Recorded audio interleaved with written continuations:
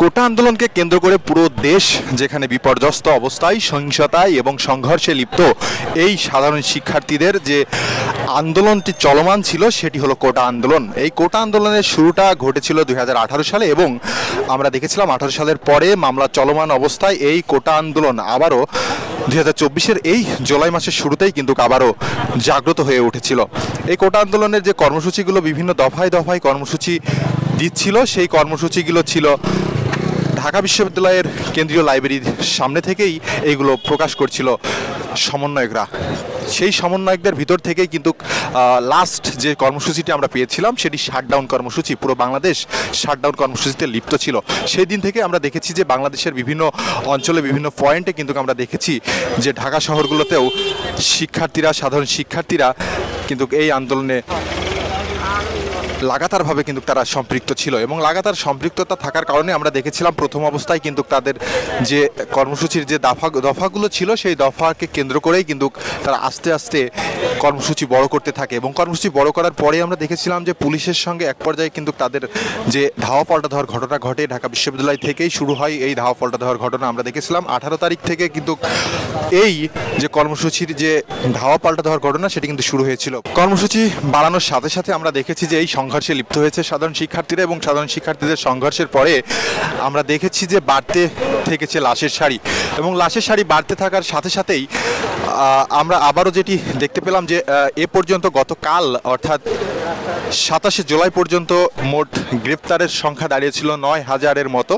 এবং এই 9,000 গ্রেপ্তারের পরে আমরা দেখেছিলাম 27 জুলাই নিরাপত্তার জন্য ডিবি কার্যালয়ে আনা হয় 6 সমন্বয়ককে এবং ক্রমাগতভাবে 6 সমন্বয়ককে আনার পরেই স্বেচ্ছায় 6 সমন্বয়ক তাদের যে কর্মসূচি ছিল বিগত দিনের অথবা সামনের ভবিষ্যতের যে কর্মসূচি, প্রত্যেকটি কর্মসূচি তারা স্বেচ্ছায় প্রত্যাহার করেন এবং একটি লিখিত বিবৃতি তারা দেন এবং সেই বিবৃতির পরে আমরা দেখেছি যে 6 সমন্বয়কের পরে বাকি যে সমন্বয়কগুলো ছিল বিভিন্ন ইউনিটে সেই সমন্বয়কগুলো সেই কর্মসূচি প্রত্যাহার করে তারা আবারও ভিডিও বার্তার মাধ্যমে তারা নতুন কর্মসূচির জানান দেন। ঠিক সেই কর্মসূচির পরেই আমরা দেখেছি গতকাল রাতে 27 জুলাই কিন্তু বিভিন্ন এলাকায় বিভিন্ন বিশ্ববিদ্যালয় থেকে কিন্তু বিভিন্ন বার্তা এসেছে, বিভিন্ন প্রেস বিজ্ঞপ্তি এসেছে এবং তারা সেই লিখিত বিজ্ঞপ্তি প্রত্যাহার করেই কিন্তু তারা আবারও এই বিজ্ঞপ্তিতে তারা লিপ্ত হয়েছেন এবং আজকে বিভিন্ন জায়গায় কিন্তু তারা আবারও নতুন করে কর্মসূচি দিয়েছিলেন। সেই কর্মসূচিকে কেন্দ্র করেই আমরা এখন রয়েছি প্রেস ক্লাব এলাকাতে। প্রেস ক্লাবের সামনে আমরা দেখতে পাচ্ছি যে পুলিশের একটি নিরাপত্তার যে ভূমিকা সেটি কিন্তু আমরা স্পষ্ট দেখতে পাচ্ছি এবং আমরা দেখেছি যে পল্টন থেকে বেলা 12টার দিকে কিন্তু 4 জন গ্রেপ্তার এবং সায়েন্স ল্যাব থেকে সাধারণ জনগণ সহ মোট 16 জন গ্রেপ্তার, পথচারী সহ। এই 16 জন গ্রেপ্তারের পরে এখন পর্যন্ত এমন কোনো সংবাদ এখন পর্যন্ত আমাদের হাতে আসেনি, তবে আমরা দর্শক সেটি দেখানোর চেষ্টা করছি।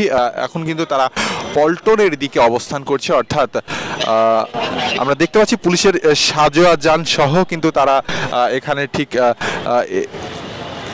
রয়েছেন এবং পুলিশের সাজোয়াজান সহ আমরা একটু আগে এখানে দেখেছি যে পিজন ভ্যান সহ কিন্তু দাঁড়িয়ে রয়েছেন এবং এই মুহূর্তে কিন্তু তারা তাদের যে অবস্থান রয়েছে সেটি কিন্তু তারা তাদের অবস্থানে দাঁড়িয়ে যাচ্ছেন এবং ঠিক কালকে বিভিন্ন শিক্ষার্থী যারা রয়েছেন, বিভিন্ন ইউনিভার্সিটির সমন্বয়ক যারা রয়েছেন, সেই সম্মিলিতভাবে তারা সেই ডিবি কার্যালয়ে দেওয়ার যে বিবৃতি প্রত্যাখ্যান করে কিন্তু তারা আবার নতুনভাবে কিন্তু আবার এই কর্মসূচির জানান দিয়েছেন গতকাল রাতে 27 জুলাই।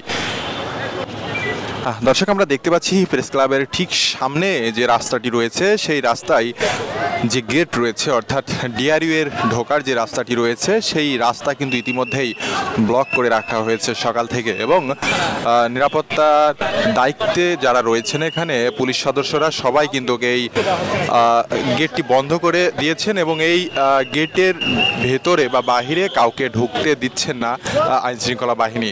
দর্শক আমরা দেখতে পাচ্ছি ডিআরইউ এর থেকেই কিন্তু এই পুলিশ সদস্যরা কিন্তু সামনের দিকে মুভ করছে ডিআরইউ এর এই গেট দিয়ে। দর্শক আমরা দেখতে পাচ্ছি প্রেস ক্লাবের সামনে অবস্থানরত যে সমস্ত পুলিশ সদস্য ছিলেন, ঠিক তারা এখন এই মুহূর্তে ডিআরইউ রাস্তা দিয়ে অর্থাৎ শিল্পকলার রাস্তার দিকে কিন্তু অগ্রসরিত হচ্ছেন। তাদের যে প্রস্তুতি রয়েছে সেই প্রস্তুতি নিয়েই কিন্তু তারা সামনের দিকে এগিয়ে যাচ্ছেন। দর্শক দেখতে পাচ্ছেন আপনারা, আমরা কিন্তু রয়েছি ইতিমধ্যেই প্রেস ক্লাব থেকে একটু সামনে। দেখানোর চেষ্টা করছি যে গেটটি ছিল সেই গেটটি কিন্তু সম্পূর্ণরূপে সকাল থেকে বন্ধ করে রাখা হয়েছিল এবং সকাল থেকে বন্ধের পরে আমরা দেখলাম এই মাত্র কিন্তু পুলিশ সদস্যরা এই গেট দিয়েই প্রবেশ করে কিন্তু তারা সামনের দিকে এগিয়ে যাচ্ছেন। দর্শক আসেন।